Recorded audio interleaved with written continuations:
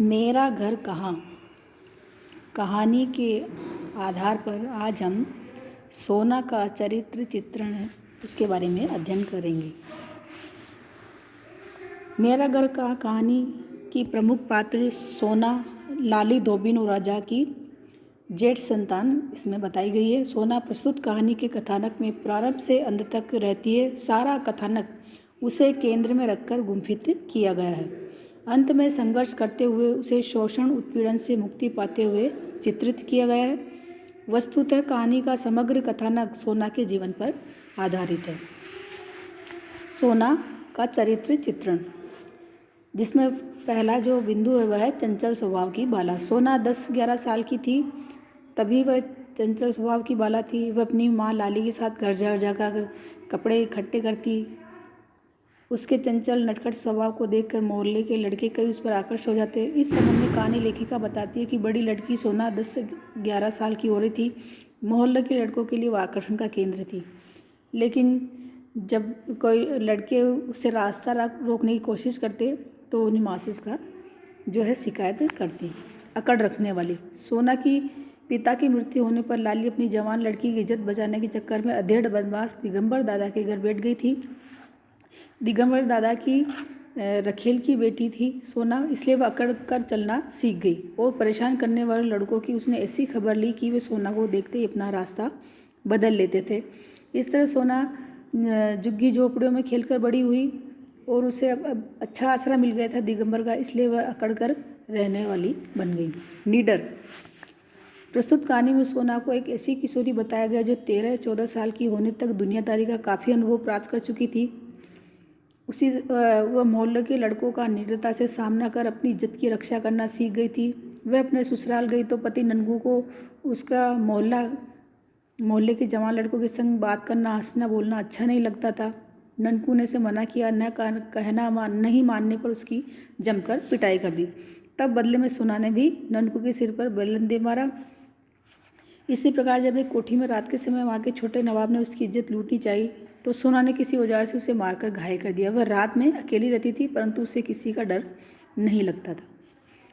पति द्वारा परित्यक्ता, सोना द्वारा अपने पति ननकू पर बेलन का प्रहार करने से ननकू की माँ, विधवा, फूफी और ताई को अच्छा नहीं लगा, इसलिए उठते बैठते हुए सोना को भला बुरा कहती थी। दिगंबर की मृत्यु होने पर लाली द्वारा चुपचाप बस्ती छोड़ देने से ननकू को वह डर नहीं रहा। सोना मायके जाकर उसकी आटे की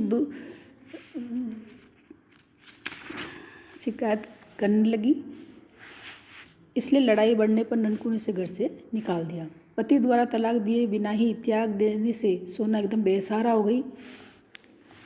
उसे तब पति के घर का सुख झूठा मालूम हुआ और आशय की तलाश में वह सड़क पर इधर उधर भटकती रही। शोषण एवं यातना से ग्रस्त, मेरा घर कहानी में सोना ऐसी नारी बताई गई है जो शोषण एवं यातना से ग्रस्त रहती है तथा अभावग्रस्त जीवन यापन करने को मजबूर रहती है।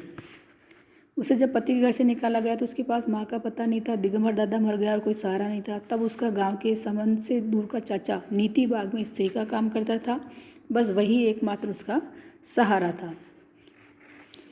सोना एकदम बेसहारा, शोषण और यातना से पीड़ित थी।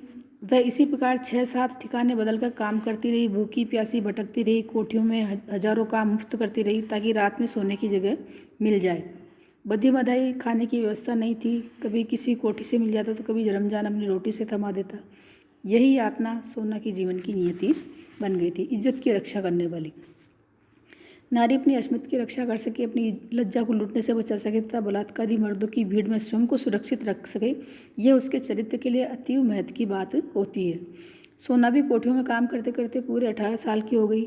उसे अपनी इज्जत का पूरा ध्यान रहता था, इसलिए उसने कोठी की मालकिन से गैराज वाला कमरा रात में रहने के लिए मांग लिया। लेकिन एक रात जब वह सो रही थी तभी कोठी के छोटे साहब ने उसकी इज्जत लूटने का प्रयास किया, लेकिन सोना ने उसका डटकर मुकाबला किया।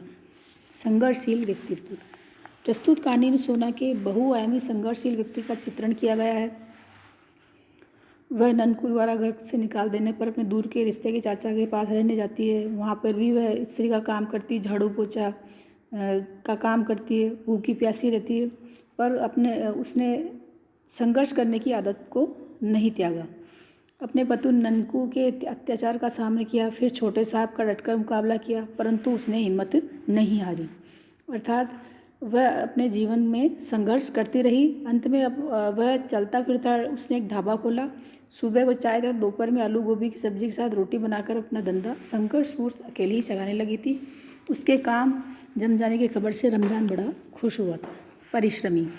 प्रस्तुत कहानी में सोना को परिश्रमी नवयुवती बताया गया। वह बचपन से परिश्रम करने की आदी थी। अपनी माँ के साथ घर घर जाकर कपड़े इकट्ठे करके लाती थी, फिर दिगंबर दादा की सेवा करती थी, कपड़ों पर इस्त्री करना, कोठियों में काम करना, और आखिरी समय में वह ढाबा खोलकर परिश्रम में जरा भी उसने आलस्य नहीं दिखाया और सदा परिश्रम करके अपने जीवन यापन करने का प्रयास उसने किया।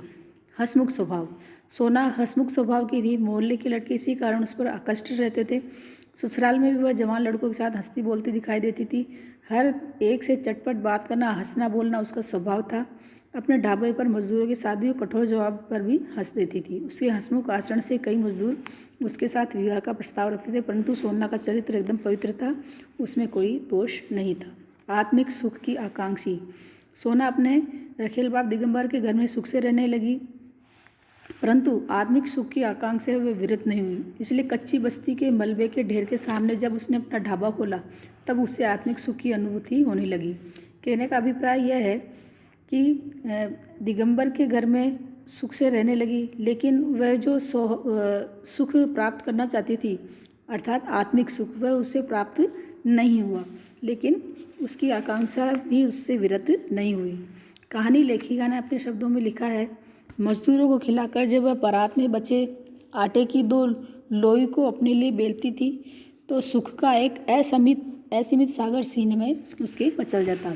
किसी मजदूर द्वारा उससे शादी का प्रस्ताव करने पर मन ही मन सोचती कि इस दुनिया के हर कोने में मर्द खड़ा मिलेगा, कभी प्रेमी के रूप में, कभी बलात्कारी के रूप में, मगर जो पति ढूंढने निकलो तो एक भी कायदे का आदमी नजर नहीं आएगा, जिसके साथ पूरी उम्र एक छत के नीचे गुजार दी जाए। मैं तो यूं ही भली, न मेरा कोई ठोर ठिकाना, न मैं किसी घर की मालकिन, दुनिया की आबादी हूँ और हालात की शहजादी हूँ। वस्तुतः यही उसके संघर्ष में जीवन की परिणति थी तथा उसके शोषण और अभाव का अंत भी इसी परिणति से हो सका था।